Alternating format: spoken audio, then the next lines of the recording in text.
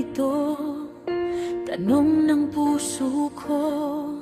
Sana ay pakinggan mo itong damdamin ko.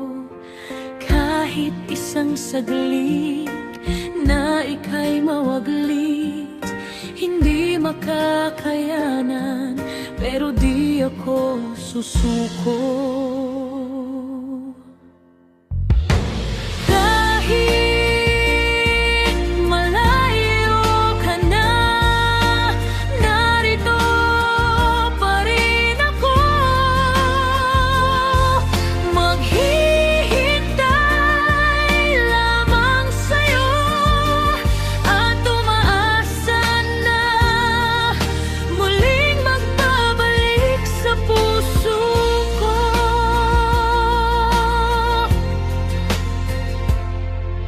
Nasaan ka man, ay lagi mong tandaan, ikaw lamang ang laman ng puso ko.